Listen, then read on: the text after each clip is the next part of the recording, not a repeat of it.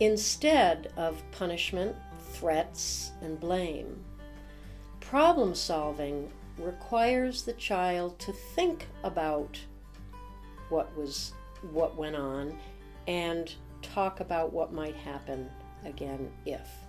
So I hear all the time, I can describe problem solving again and again for parents, but I keep hearing back, well, okay, that's all fine and good, but what do I do in the moment? What do I do?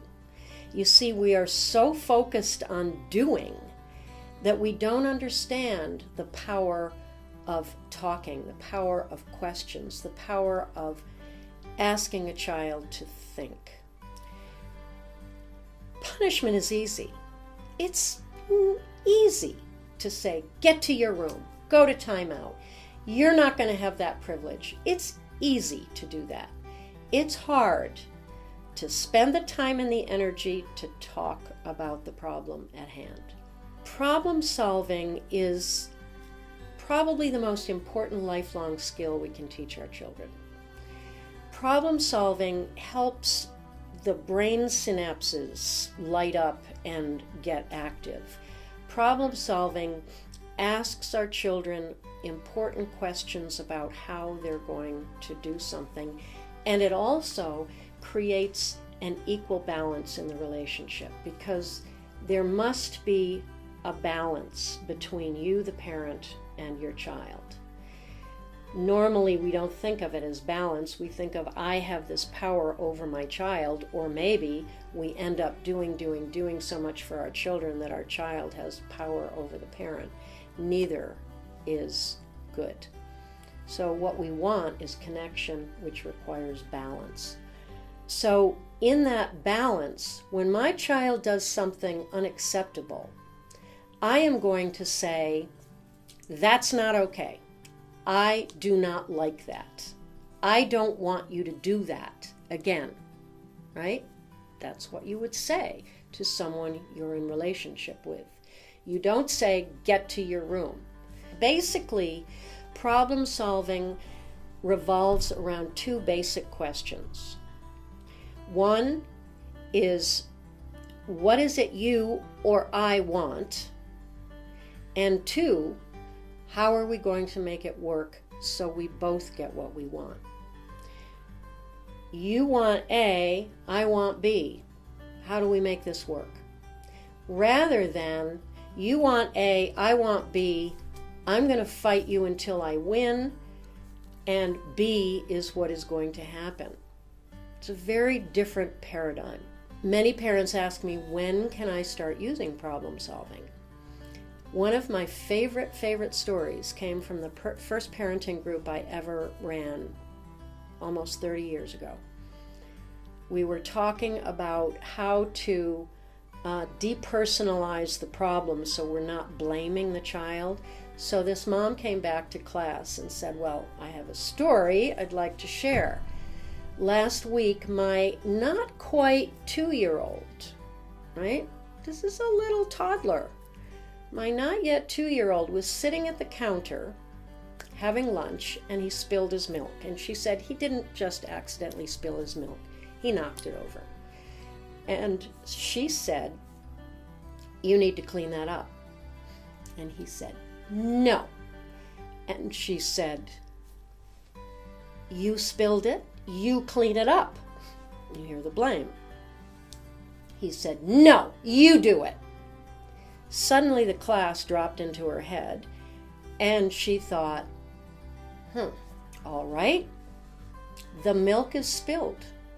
You don't want to clean it up, and I don't want to clean it up. What do you think we should do about it?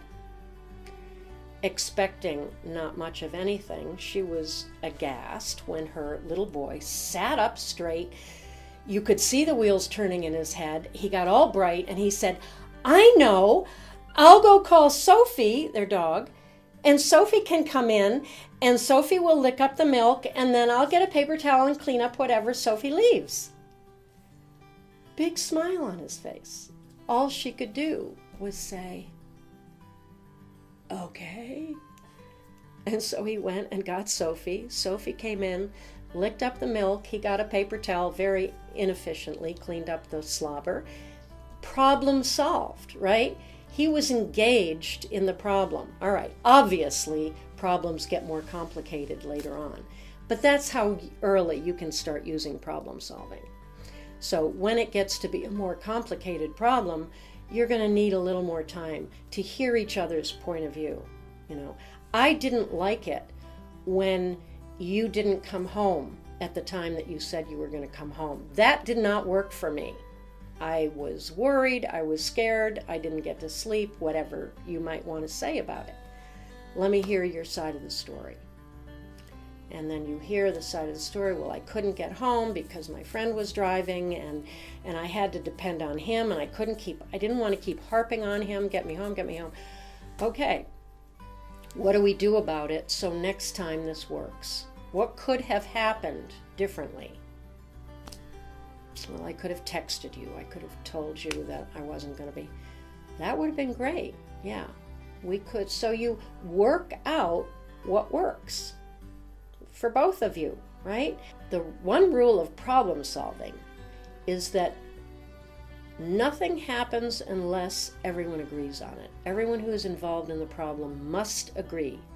If one person doesn't, you go back to the drawing board. Yeah, you want to send your child, you want to send your sister to live in another family. I get that. That's not okay with me. Probably not okay with your sister either. So what else can we figure out? You can also get light with it, you know? Have a sense of humor. Between siblings, this is conflict resolution. Between siblings, when they're fighting, you might start out with, is this fight okay with both of you? And then if one says no, then you say, do you want to work, can you guys work this out yourself or do you need help? We need help, blah, blah, blah. So you then listen to the two kids who have a problem. This is not your problem. It's your kid's problem, right? So what you are doing is acting as a coach, not a referee. You want to come in and help your kids talk about it. So you might be asking questions of each of them. You do not favor one of them. You do not blame one of them for hitting the other. Anytime there is blame or threats, you've lost the ability to solve the problem. Visit bonnieharris.com or click the link in the description below for a free half-hour consultation.